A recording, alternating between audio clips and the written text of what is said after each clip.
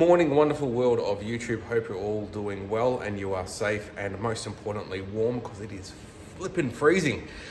We have some exciting news. So on Saturday the 22nd of July, Driftworks is holding an event at Calder Park. It's an all-day drift event.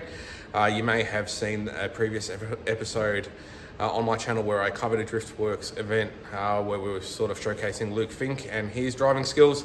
So anyway, there is another event coming up. So we're going to take the Calais.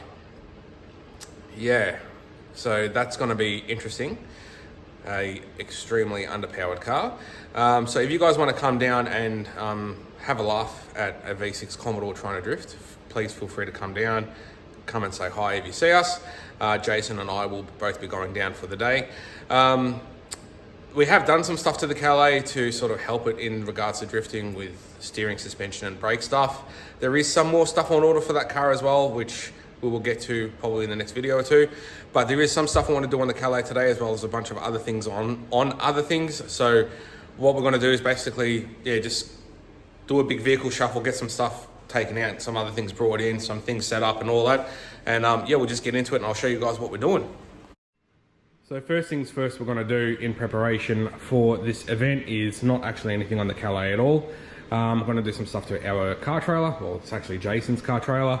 I actually did a little bit of work on this a couple of weeks ago, replacing some broken suspension bolts and stuff like that. Changed the trailer plug from a round plug to a flat. But he's done no maintenance on this in the several years that he's had it. So just to play it safe, we're going to go through and put a full new set of wheel bearings in this thing. Make sure that the brakes are working properly as well. And get all that sorted out. It's got a winch on the front, electric winch, which is wired up to an Anderson plug. So that's going to give me an excuse as well. We'd only really need that winch if something goes wrong with the Calais, but what I'm actually going to do is put an Anderson plug on the back of Des. Been wanting to put an Anderson plug on the back of this thing for quite some time, so I figured there's no better time like the present. So I've just got some cable here, some twin core cable, which is rated for 80 amps. And I've already terminated one end with an Anderson plug. And I've got a maxi fuse here. And I'm just going to basically put it straight to the battery. Yeah, probably should put it through a relay, but I don't really intend on using that to power a winch. It's mainly going to be for down the track if we get a caravan or something. So that setup will be fine, but I might end up putting it through a relay or something down the track. So Jason's going to be here in a minute. As soon as he gets here, I'll get him started on pulling this thing apart. And I'll get started putting this plug in. Rightio, quick update. I have the Mr. Anderson plug mounted on the back of the Fortuner. I just sort of mounted it in that little recess there. Got the trailer plug up in the other one, so I figured that'd be a good spot for it. I've run the cable sort of across there, cable tied it to the tow bar wiring. It runs across the top of the chassis rail. Oh, I didn't cut the tail off that cable tie. I'll be back for you. And it sort of all runs all up there. Then it goes with the diff breather line, and I've just sort of got it hanging there for now and tucked up in the engine bay. So I'll drop the car down and finish that off. Rear wheel bearings on the trailer are done. So that's all good. And we've got the front blown apart on this side. We've still got to do the front on the other side. I've just sent Jason down the street to get some more wheel bearings, because we actually only got 2 of, we didn't get 4. And as for brakes, lucky we're checking all this out. This thing doesn't even have working brakes. So I don't know if you can see it, but that brake line is pinched there in the middle. And on the other side, it's actually not even attached to anything. It's just sort of been cut off because it's been run across the top of the axle at some stage. So yeah, it's not real good. So we're gonna have to remake that brake line too and bleed up all the whole system. So we'll get that sorted as well once Jason gets back. And yeah, we'll just keep going. Anderson plug wiring's all done. Got the maxi fuse just sitting there. Both wires connected down here. That goes straight onto the battery. That's finished. Got a new brake hard line made up for the trailer. So I'll just put that in now, get the brakes all bled up, and this is done. And then we can actually move on to doing some stuff at the Calais. Alrighty, it's actually a new day and it's absolutely freezing today. It's about 6 degrees. But we've got the Calais on the hoist. I've only got about half a day today to do some more stuff on this. To get it ready for the event that's coming up.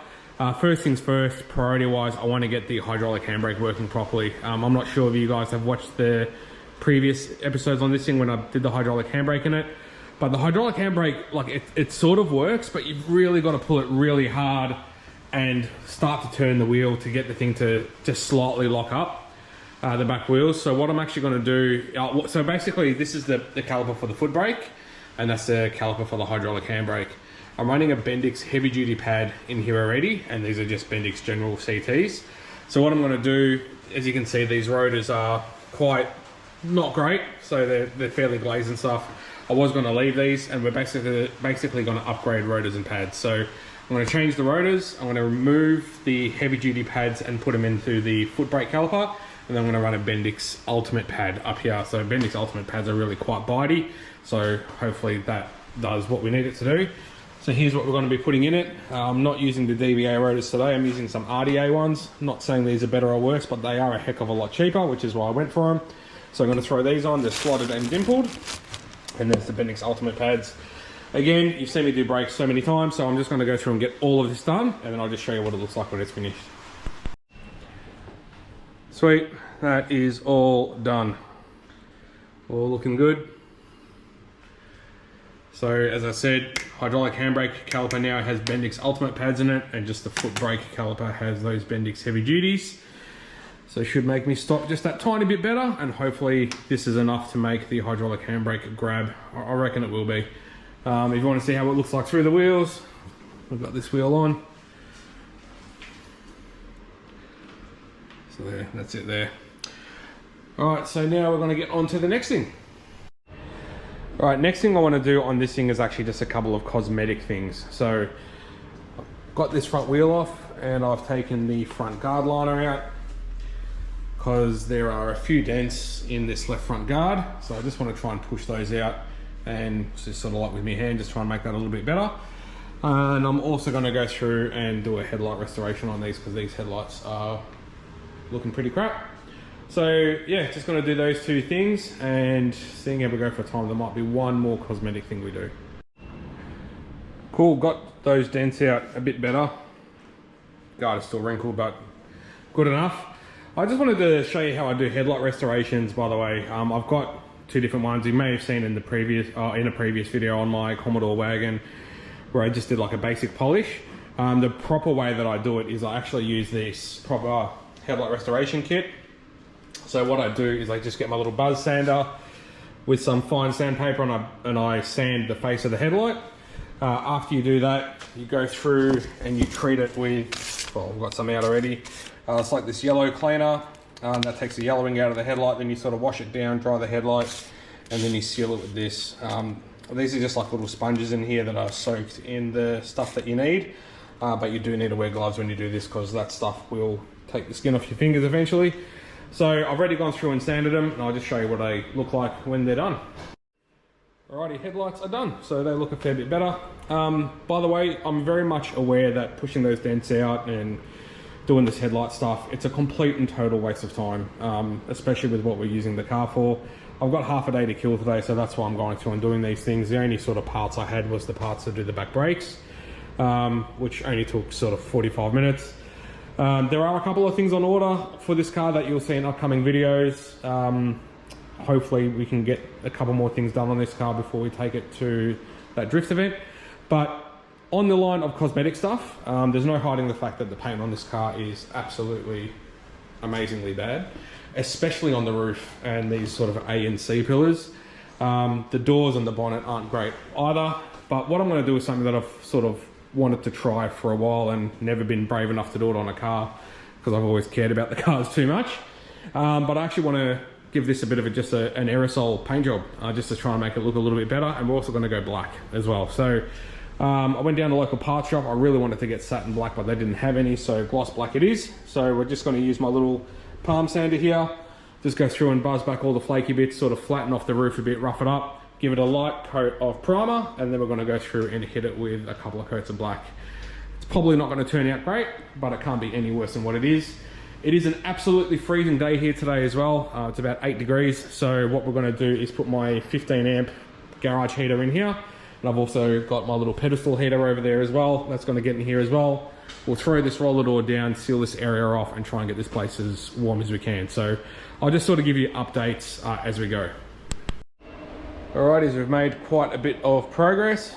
Got everything all masked up. Just use a whole bunch of garbage bags and stuff like that. Got everything all sanded down. That's sort of how it's all looking now. So I just sort of went a light scuff on the areas that weren't too bad, and then where the clear was all flaking, I sort of went a bit heavier. I've got my pedestal heater on, I've got my big heater on. It's getting pretty warm in here now, which is great. So I'll probably just let the room warm up for another 5 minutes or so, and then I'll go through and just give everything a light coat of primer with this guy here. We'll let that dry for a bit, and then we'll start going over with black. All right. Two things have happened. The primer is all on. It's just drying at the moment. As you can see, it's pretty patchy. Some of it's still wet, some of it's not so wet. That's the first thing that's happened. And the second thing is I am officially off my face from the fumes. So there is nothing better for it than to, yeah, keep painting.